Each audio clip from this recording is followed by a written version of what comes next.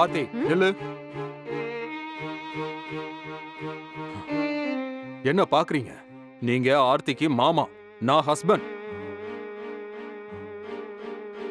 காலையில எந்திரிச்சதுல இருந்து நைட்டு தூங்குற வரைக்கும், ஏன் தூக்கத்துல கூட மாமா மாமான்னு உங்க பேரையே தான் சொல்லிட்டு இருக்கா. அப்ப நான் எதுக்கு? நந்து, இப்போ உனக்கு என்ன பிரச்சனை? எதுக்கு என் மாமா கிட்ட கோவமா பேசுற? உன் லிமிட்ட நீ கிராஸ் பண்ற நந்து. என்ன லிமிட்? நானா கிராஸ் பண்றேன்? ஒரு பொண்ணுக்கு 3 வேளை சாப்பாடும் தூங்கறதுக்கு பெட்ரூம் மட்டும் இருந்தா போதுமா? நானும் மனுஷி தானே, எனக்கும் ஃபீலிங்ஸ் இருக்காதா? என் ஃபீலிங்ஸ் உனக்கு ஏன் புரிய மாட்டேங்குது? என் மாமாக்கு புரிஞ்ச அளவுக்கு உனக்கு புரியலையே. நீ என்ன புரிஞ்சுக்கவும் முடியாது, புரிஞ்சுக்கவும் வேணாம். ஆர்த்தி வாய மூடு.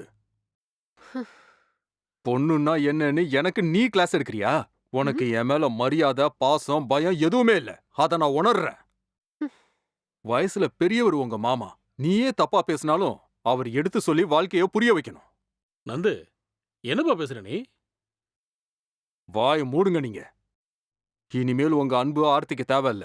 அவளுக்கு எது பிடிக்கும் பிடிக்காதுன்றத இனிமே அவங்க அப்பா அம்மா கூட இல்ல, நான் தான் முடிவு பண்ணணும்.